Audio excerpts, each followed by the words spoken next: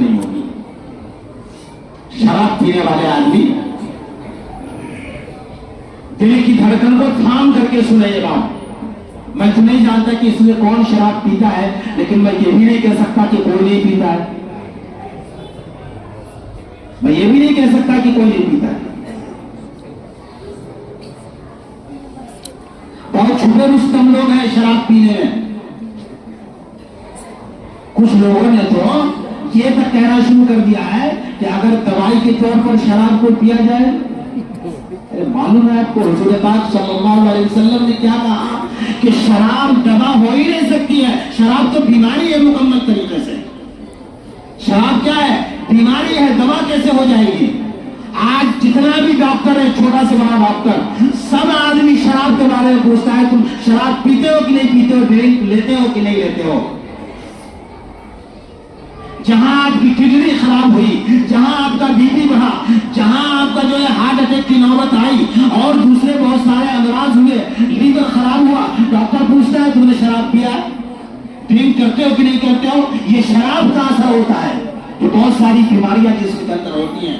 نشے کی وجہ سے جو ہے بہت ساری بیماریاں جسم کے اندر آتی ہیں. اللہ کے رسول نے ارشاد فرمایا الخمر ام الخبائث، کہ شراب جو ہے یہ تمام بیماریوں کی اور تمام برائیوں کی ماں ہے، تمام برائیوں کی جڑ ہے. آدمی اگر شراب پیے گا نا تو وہ زنا بھی کرے گا، شراب پیے گا تو وہ چوری بھی کرے گا، شراب پیے گا تو وہ مدد بھی کرے گا، شراب پیے گا تو اچھے برے کی اسے تمیز نہیں رہے گی، شراب پیے گا تو آدمی پاگل بھی ہو جائے گا، شراب پیے گا تو کھانسی بھی ہوگی، شراب پیے گا تو دمہ بھی ہوگا، شراب پیے گا تو ہارٹ اٹیک کی بھی نوبت آئے گی. اور شراب پینے والا آدمی بعض دفعہ اپنے ماں باپ کے جنازے میں بھی شریک نہیں ہو پاتا ہے، کیونکہ اس لیے کہ وہ شراب کی حالت میں ہوتا ہے اور شراب کی حالت میں کوئی نماز نہیں ہوتی ہے. جس بستی کے اندر شراب کی ایک دکان کھل جائے پوری بستی کی دولت کو سمیٹ لیتا ہے. اچھا امیر بھکاری بن جاتا ہے.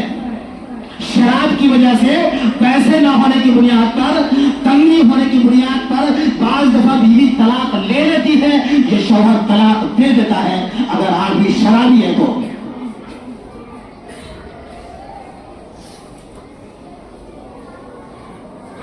میرے محترم بزرگ اور دوستو، شراب پینے والے لوگ شروع میں جائے نا جوان آدمی سب بڑی جسم کے اندر چستی اور پھرتی اور چالاکی محسوس کرتا ہے، لیکن دھیرے دھیرے اتنا تیز ہو جاتا ہے کہ پھر کبھی لوٹ کر کے نہیں آتا. قرآن میں صاحب اللہ تبارک و تعالیٰ نے کہا انما الخمر والمیسر والانصاب والازلام رجس من عمل الشیطان. یہ شراب پینا، جوا کھیلنا، قمار بازی کرنا، یہ ساری کی ساری چیزیں کیا ہے؟ یہ شیطان کے کام ہیں، انسانوں کے کام نہیں ہو سکتے. شراب کا پینا، شراب پینے والا آدمی، میں آپ کو بتاؤں، شراب پینے والا آدمی شراب کا گھونٹ نہیں پیتا ہے، وہ اپنی اولاد کا خون پیتا ہے.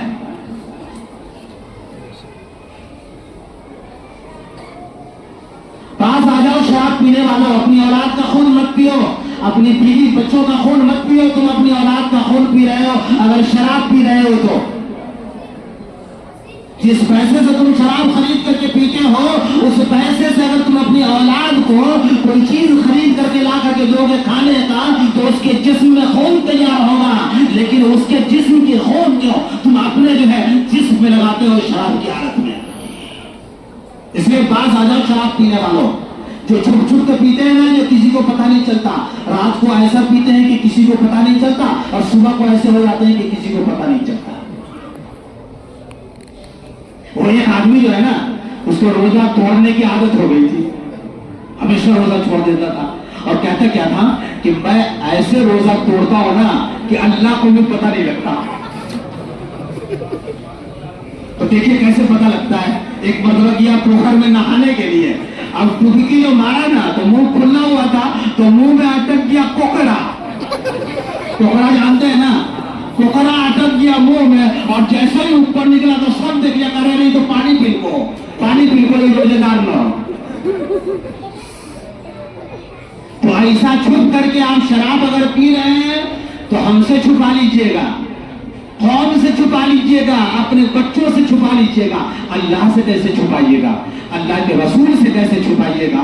شراب پی کر کے اگر آپ मैदान महशर में हाजिर होंगे और आगे कौसर पे आप जाएंगे, हौज़े कौसर पे आपको कैसे अल्लाह तबारक व तआला हौज़े कौसर से अल्लाह के रसूल जाम पिलाएंगे, शराबी आदमी, और फिर अल्लाह के रसूल जाम पिलाएंगे उसको। शराब पीने वालों बाज आ जाओ, कभी शराब पर इंशाअल्लाह हम इरादे में रखे हुए हैं, शराब के ऊपर भी जुमा में हम बात करेंगे। अल्लाह करे कि ये बात झूठी हो, सही ना हो, हमारी सोच गलत हो, लेकिन हमारे कुछ बहुत ऐसे खास आदमी हैं, बहुत खास आदमी हैं जो शराब पीते हैं। वो ये समझ रहे हैं कि इमाम साहब को नहीं मालूम है, लेकिन मुझे मालूम है। लेकिन मैं उनकी बुराई दिल में नहीं लिए हुआ हूं, क्योंकि वो आदमी बुरा नहीं है, शराब का अमल बुरा है। आदमी बुरा नहीं है, वो आदमी अच्छा है, उसके अखलाक अच्छे हैं, उसके मामलात अच्छे हैं, उसका लेन देन अच्छा है, उसकी बात बड़ी अच्छी है, उसका अमल अच्छा है। खराब क्या है? शराब का पीना। तो शराब पिया उसने, लेकिन वो आदमी बताते खुद सही है। तो ऐसे भी लोग हैं जो इतना छुप के पी रहे हैं, जो किसी को पता नहीं चल रहा है, लेकिन अल्लाह को पता है। आपसे हम दरख्वास्त करते हैं कि आज की रात की तन्हाई में बैठ करके, किसी किनारे में बैठ करके, अंधेरे में बैठ करके, खलवत में बैठ करके अल्लाह ताला से आप ये कह दें कि या अल्लाह, आज तक तो मैंने शराब पी ली है, अब नहीं पीऊंगा, आपसे वादा करता हूं। अपनी औलाद को बचाइए।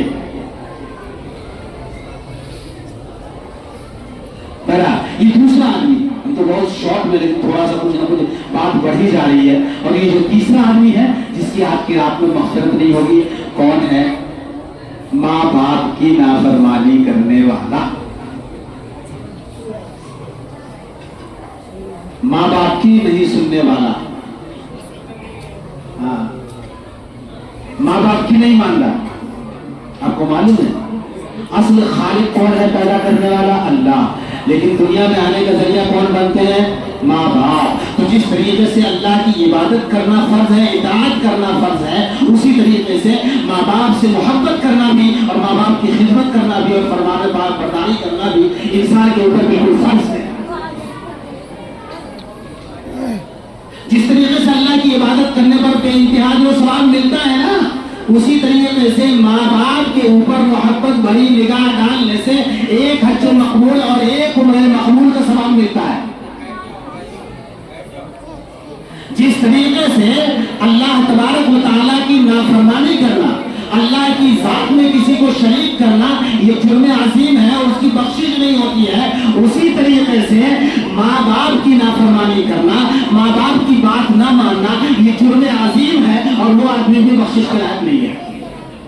अल्लाह के रसूल सरकार दो आलम सल्लल्लाहु अलैहि वसल्लम से किसी सहाबी ने पूछा कि या रसूल अल्लाह, सबसे महबूब अमल कौन सा है?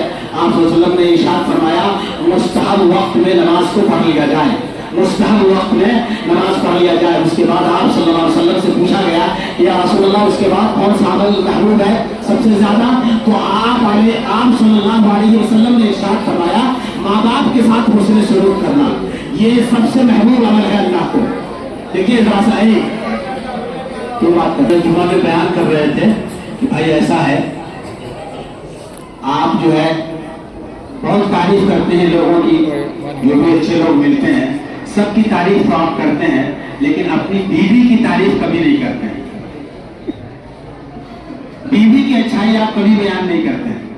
बीवी की भी अच्छाई बयान किया कीजिए, उसकी भी तारीफ किया कीजिए, उसकी भी बात पर वाहवा कीजिए, उसके खाने की भी तारीफ किया कीजिए। जुमा का बयान था, बेचारा जुमा पढ़ के गया घर वाली ने जो है खाना पेश किया,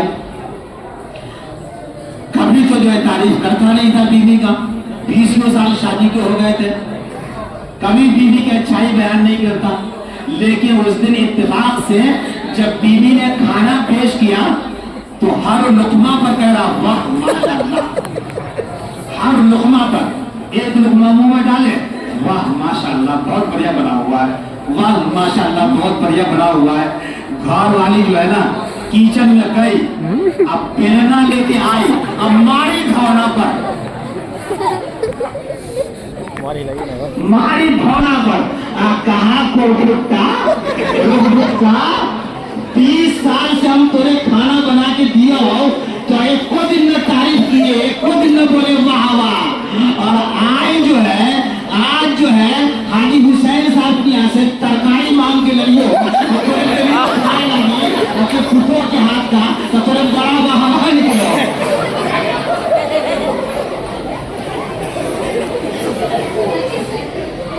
آج بڑا مزہ آپ کو تھوڑے ہے نا, اب بڑا بہانا کیا ہر لقمہ کا. میرے محترم بزرگوں دوستوں, میں کہہ رہا تھا کہ تیسرا آدمی جو ماں باپ کا نافرمان ہوگا آج کی رات میں بخشا نہیں جائے گا. اللہ کے رسول سرکار دو عالم صلی اللہ علیہ وسلم نے ارشاد فرمایا کہ تیرے جو ماں باپ ہے نا, یا تو تیری دوزخ ہے یا پھر جنت ہے, یا تو تیری دوزخ ہے یا پھر جنت ہے. مطلب کیا ہوا؟ مطلب یہ ہوا کہ تو اپنے ماں باپ کی اگر خدمت کر لے تو ماں باپ تیرے لیے جنت ہے, اور اگر تو اپنے ماں باپ کی خدمت نہیں کرتا ہے, ان کی نافرمانی کرتا ہے, تو ماں باپ تیرے لیے دوزخ ہے. حدیث میں صاف صاف لفظوں میں آیا کہ والد کی ناراضگی میں باپ کی اللہ کی ناراضگی ہے, باپ کی ناراضگی میں سخط الوالد سخط الرب, باپ کی ناراضگی میں اللہ کی ناراضگی ہے, ماں کی ناراضگی میں اللہ کی ناراضگی ہے. ماں ناراض ہے اللہ ناراض, باپ ناراض ہے اللہ ناراض. اللہ کے رسول سرکار دو عالم صلی اللہ علیہ وسلم نے ارشاد فرمایا ایک حدیث کے اندر کہ باپ جو ہے جنت کا دروازہ ہے اور ماں کے قدموں کے نیچے جنت ہے نا. اب کوئی آدمی صرف ماں کی خدمت کر لے, باپ کا نہ کرے, باپ کے ساتھ بدتمیزی کر رہا ہے, بدسلوکی کر رہا ہے, اور ماں کی خدمت تو کر رہا ہے وہ, تو ماں کے قدموں کے نیچے جنت تو ہے, لیکن باپ تو جنت کا دروازہ ہے, دروازے پر ہی نہیں پہنچے گا. وہ پہنچے گا کیونکہ باپ کی خدمت نہیں کیا اس نے, تو اندر کیسے جائے گا؟ نہیں جا پائے گا نا. اور اگر صرف جو ہے باپ کی خدمت کرے, ماں کی خدمت نہ کرے, تو دروازے تک تو پہنچ جائے گا, لیکن اندر کیسے جائے گا؟ نہیں جا پائے گا. اس لیے ماں باپ دونوں کی خدمت کرنی ہے, دونوں کی اطاعت کرنی ہے. میرے خیال سے میں امید کرتا ہوں کہ نعمان بھائی یہاں پر موجود ہوں گے. نعمان بھائی والدہ کے بیان پر جو ہے بہت ہی جو ہے متوجہ ہوتے ہیں, اور ان کی خواہش ہوتی ہے کہ ماں کے اوپر ضرور بیان کیا جائے کچھ نہ کچھ. تو ماں کے اوپر تھوڑا تفصیل سے ہم بات کر رہے ہیں. حدیث میں اللہ کے رسول سرکار دو عالم صلی اللہ علیہ وسلم نے ایک بات جو بڑی عجیب ارشاد فرمائی. ایک صحابی نے پوچھا کہ یا رسول اللہ, یہ ماں باپ جو ہے جنت اور دوزخ اس حالت میں بھی ہیں, یعنی یہ ماں باپ ہمارے لیے عذاب اس حالت میں بھی ہیں کہ ماں باپ نے ہی ظلم کیا ہو, اگر ماں باپ نے ظلم کیا ہو تب بھی یہ ہمارے لیے دوزخ ہے. کہا ہاں, اور ایک مرتبہ نہیں کہا, 3 مرتبہ کہا وَإِن ظَلَمَا, ہاں اگر ان دونوں نے ظلم بھی کیا ہو, ان دونوں نے ظلم بھی کیا ہو تمہارے اوپر, ان دونوں نے اولاد کے اوپر ظلم بھی کیا ہو, تب بھی ان کی ناراضگی تمہارے لیے دوزخ کا گڑھا ہے, قبر تمہاری اچھی نہیں گزرے گی. جی بڑے لوگ کہتے ہیں, اکثر لوگ یہ بات کہہ دیتے ہیں کہ ماں باپ نے میرے ساتھ اچھا نہیں کیا, اس کو دے دیا سب کچھ, میرے ساتھ اچھا نہیں کیا. آپ کو کہنے کا کوئی حق نہیں ہے کہ ماں باپ نے میرے ساتھ اچھا نہیں کیا. اگر اچھا نہیں بھی کیا تب بھی آپ نہیں کہہ سکتے ہیں. قرآن میں اللہ تعالیٰ نے کہا وَقَضَىٰ رَبُّكَ أَلَّا تَعْبُدُوا إِلَّا إِيَّاهُ وَبِالْوَالِدَيْنِ إِحْسَانًا إِمَّا يَبْلُغَا الْكِبَرَ فَلَا تَقُل لَّهُمَا أُفٍّ. اس کے آگے ہے فَلَا تَقُل لَّهُمَا أُفٍّ, کہ تم اپنے ماں باپ کو اف بھی مت کہو. اف بھی نہیں کہہ سکتے, اف بھی اللہ تبارک و تعالیٰ کو ناگوار ہے. اف بھی اپنے ماں کی شان میں, اپنے باپ کی شان میں کوئی نہیں کہہ سکتا. اف کی بات کہہ رہا ہوں. اف کی تکلیف کتنی بڑی تکلیف ہوتی ہے, کتنی چھوٹی کتنی معمولی, کہ سوئی جب آدمی کو چبھتا ہے تو آدمی کہتا ہے نا اف. یہ اتنی چھوٹی سی تکلیف بھی آپ اپنی ماں کو نہیں دے سکتے, اپنے باپ کو نہیں دے سکتے. یہ بھی اللہ کو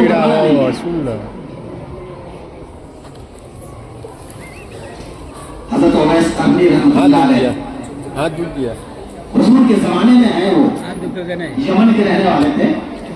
حضور کے زمانے میں ہیں لیکن صحابی نہیں ہے, کیونکہ انہوں نے حضور کو دیکھا نہیں, اس لیے صحابی نہیں ہے.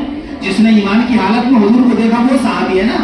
اور صحابی کا پاور جو ہے, صحابی کا جو درجہ ہے, مقام ہے, اللہ تعالیٰ نے ان کے لیے کہا رضی اللہ عنہم ورضوا عنہ, اللہ ان سے راضی وہ اللہ سے راضی. تو کوئی بات نہیں کرے گا, کوئی بات نہیں کرے گا, کوئی بات نہیں کرے گا. درود شریف پڑھیے, اللہم صلی اللہ علیہ وسلم. کیا کہا کہ حضرت اویس قرنی رحمۃ اللہ علیہ یمن میں ہے، حضور پاک صلی اللہ علیہ وسلم مدینے میں ہے. اب بڑی طرف ہے دل کے اندر، بڑی طرف بہت زیادہ کہ حضور کو دیکھ لوں، حضور کو دیکھ لوں، نبی کو دیکھ لوں، مدینے چلا جاؤں، بڑی طرف ہے. لیکن مدینے پہنچ نہیں پا رہے، مدینے پہنچ نہیں پا رہے. حالانکہ ایک کمزور روایت میں